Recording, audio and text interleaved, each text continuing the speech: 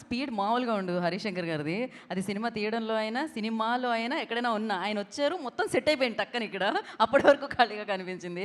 But yes, రేపు మొత్తం ఉస్తాద్ భగత్ సింగే అనమాట. అండ్ అడ్వాన్స్ కంగ్రాచులేషన్స్ చెప్పేస్తూ డైరెక్టర్ హరిశంకర్ గారికి మైకి చేస్తున్నాను నేను. స్నేహితులందరికీ, మీడియా మిత్రులందరికీ నా హృదయపూర్వక అభినందనలు, సంతోషం. చాలా కాలం అయింది మనం అందరం ఇలా కలిసి. So first of all very happy. రేపు ఉగాది, అది కాస్త ఉస్తాద్ ఉగాదిగా మారబోతుంది. ముందుగా ఈ నూతన సంవత్సరం సందర్భంగా మనందరి కెరీర్లో మనందరి పర్ఫార్మెన్సు ఈ సంవత్సరం బద్దలైపోవాలని మనస్ఫూర్తిగా కోరుకుంటున్నా. మీ అందరికీ బాగుండాలి. సినిమా చాలా ఇంటర్వ్యూలో చాలా మ్యాటర్ చెప్పాను. నాకు తెలిసి ఒక ఒక ఒక బిగ్ స్టార్ కమర్షియల్ ఎంటర్టైనర్ వచ్చి చాలా కాలం అయింది నా ఫీలింగ్. లాస్ట్ కమర్షియల్ ఎంటర్టైనర్ మీకు ఎవరికైనా గుర్తుందా? చాలా కాలం అయింది. మా తమ్ముడు అనిల్ బ్లాక్ బాస్టర్ కొట్టాడు, మనశంకర వరప్రసాద్. కమర్షియల్ ఎంటర్టైనర్ తో పాటు it's more of a family entertainer అని నా ఫీలింగ్.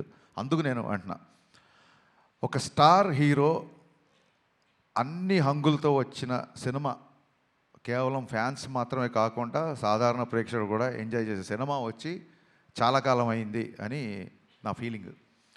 ఫుల్ ప్లెడ్జ్డ్గా పాటలు, డ్యాన్సులు, డైలాగులు, విలన్తో పాటు ఉండే ఒక హీట్ కాన్వర్జేషన్స్, లవ్ స్టోరీసు, అందులో ఒక entertainment. When I say entertainment only comedy కాదండి. ఎంటర్టైన్మెంట్ అన్నప్పుడు solid action sequences, solid dialogues, at the same time ఒక అడ్రలిన్ రష్ ఇచ్చే మూమెంట్స్. డెఫినెట్గా మిగతా సినిమాలకు ఉన్న రేట్లు మనకి ఇక్కడ తెలంగాణలో రాలేదు. కాబట్టి ఇది ఏ రికార్డులు కొడుతుంది, ఎంత కలెక్ట్ చేస్తుంది, ఒక రూపాయి ఎక్కువ చేస్తుంది తక్కువ చేస్తుంది అనేది నేను చెప్పలేను.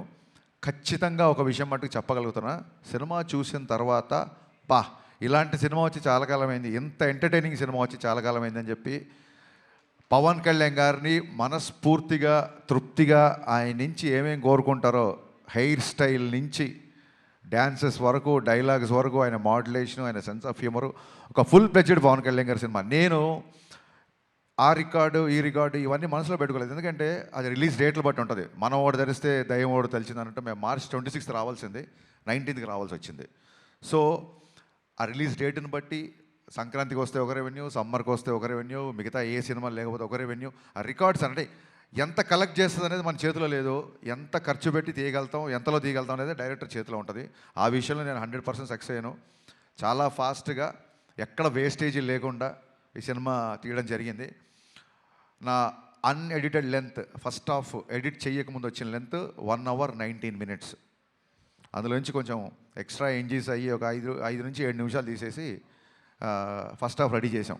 అలాగే సెకండ్ హాఫ్ కూడా అంతే, ఇంచుమించు ఒక 125 వరకు వచ్చింది. దాన్ని కూడా ఒక 119, 120. అంటే నాకు చాలా చాలా చాలా తక్కువ ఎడిటింగ్ పని అనమాట. సో అంత కాంపాక్ట్గా ఇండస్ట్రీ ఉన్న పరిస్థితుల్లో ప్రొడ్యూసర్లు ఎదుర్కొంటున్న సమస్యలను దృష్టిలో పెట్టుకొని చాలా ప్రీ ప్లాన్డ్గా, ఎందుకంటే ఇంత ప్లాన్డ్గా చేయడానికి మా మెయిన్ బలం ఏంటంటే పవన్ కళ్యాణ్ గారు. ఎందుకంటే ఆయన పొలిటికల్ స్కెడ్యూల్స్ అన్నీ ఆన్ టైం జరగాలి కాబట్టి మన దగ్గర ఒక అవర్ అటు అయినా, ఒక 1 day ఇటు అయినా సరే, మొత్తం ఒక చైన్ రియాక్షన్ లాగా, ఒక బటర్ఫ్లై ఎఫెక్ట్ లాగా మిగతా అన్నీ దెబ్బతింటాయి. కాబట్టి ప్రాపర్గా టైం ఇచ్చేవాళ్ళు. మార్నింగ్ 7 o'clock అంటే 7 o'clock ముందే చెప్పేసేవాళ్ళు, అదే టైంకి వచ్చేవాళ్ళు. లేదు ఇవాళ మధ్యాహ్నం 2 గంటల తర్వాతే వస్తారు అంటే 2 గంటల తర్వాతే వచ్చేవాళ్ళు. సో దాని మూలంగా ఆయన రాగానే ఎంత ఫాస్ట్గా ఆయన వర్క్ ఫినిష్ చేయొచ్చు అన్న దిశగా మేము చాలా ప్రీ ప్లాన్డ్గా చేసుకున్నాం. కాబట్టి అట్ ద సేమ్ టైం నేను చాలాసార్లు చెప్పాను, మళ్ళీ చెప్తున్నాను, మైత్రి వాళ్ళు ఎలా ఉంటారంటే, సార్ ఇది కావాలి, ఇలా ఈ సెటప్ అనుకుంటున్నా, లేకపోతే ఇది అనుకుంటున్నా అంటే ఫస్ట్ క్వశ్చను ఎంత కావాలి అంటారు, అంతే తప్ప ఎందుకు కావాలి అని అడగరు. ఇలాంటి ప్రొడ్యూసర్లని కాపాడుకోవడం, ఇలాంటి ప్రొడ్యూసర్లు 10 కాలాల పాటు ఇండస్ట్రీలో ఉండడం, వీళ్ళు మరిన్ని సినిమాలు తీయడం అనేది ప్రతి డైరెక్టర్ బాధ్యత, నా స్ట్రాంగ్ ఫీలింగు. ఇంత జర్నీలో ఒక్కరోజు అంటే నేను కథ మార్చిన, కథ సైడ్ కొంచెం కుస్తీ పడ్డా, ఏంటి సార్ మీరు స్క్రిప్ట్ లేట్ చేస్తున్నారండి, త్వరగా మనం షూటింగ్ చేయాలి కదా అని ఏ ఒక్కరోజు ఒక చిన్నపాటి అసహనం కానీ, ఒక చిన్నపాటి అసంతృప్తి కానీ లేకుండా నవీన్ గారు అయితే అసలు ప్యాంపర్ చేస్తుంటారన్నమాట డైరెక్టర్ని. అందుకే వాళ్ళ బ్యానర్లో, అంటే నేనేదో స్పెషల్ అని కాదు, ప్రతి డైరెక్టర్ నేను అలా ప్యాంపర్ చేస్తుంటాను. అందుకే వాళ్ళ బ్యానర్లో అందరు డైరెక్టర్లు సినిమాలు చేస్తున్నారు, ఇంకా చేస్తుంటారన్న నా ఫీలింగ్. సినిమా ఫినిషింగ్ వచ్చేసరికి అప్పటికే చాలా ఖర్చు అయింది. సినిమా డిలీట్ అయ్యే దాన్ని ఏమంటారు, డిలే అయింది. ఈ ఈ ప్రాసెస్లో సాంగ్స్కి అంత ఖర్చు పెట్టడం అనేది అసలు సహజంగా ఎవరు ఒప్పుకోరు. నేను 500 మంది డ్యాన్సర్స్తో అనుకుంటున్నాను సార్, ఎత్తరా కాలర్ రాగానే కొంచెం ఫస్ట్ థియేటర్లోకి జనాలు రాగానే కొంచెం బాగుండాలి సార్ అంటే 1500 డ్యాన్సర్లు ఇచ్చారు.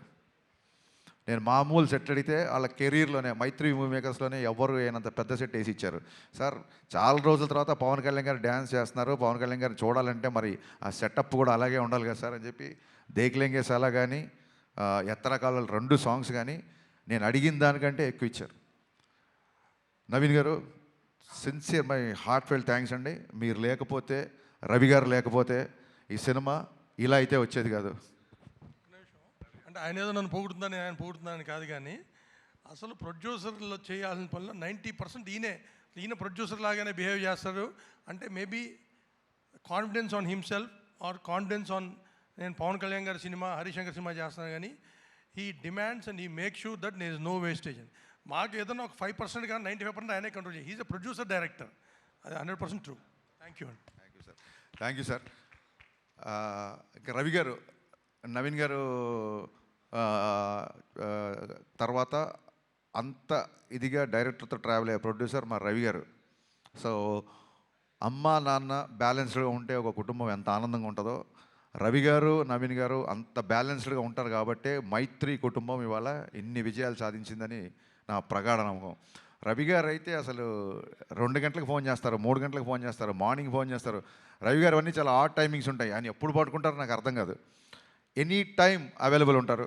రవి గారు మోర్ దెన్ బ్రదర్. అంటే నాకు ఒక ఎమోషనల్ బాండింగ్ ఉంది అంటే అది మా రవి గారితోనే. So thanks. మైత్రి సంస్థ గురించి ఎంత చెప్పినా తక్కువే. థ్యాంక్ యూ సో మచ్ అండి మళ్ళీ వన్స్ అగైన్. ఇకపోతే లాస్ట్ మినిట్లో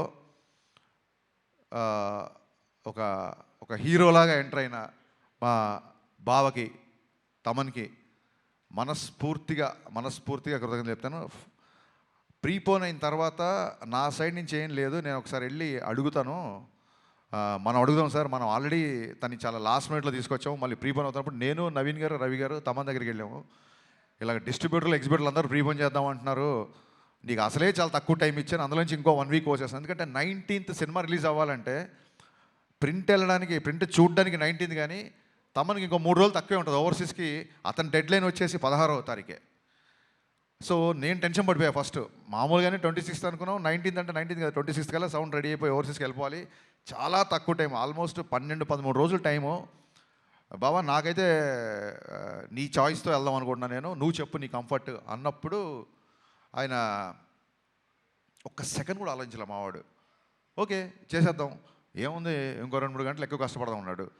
thank you Baba, hats off.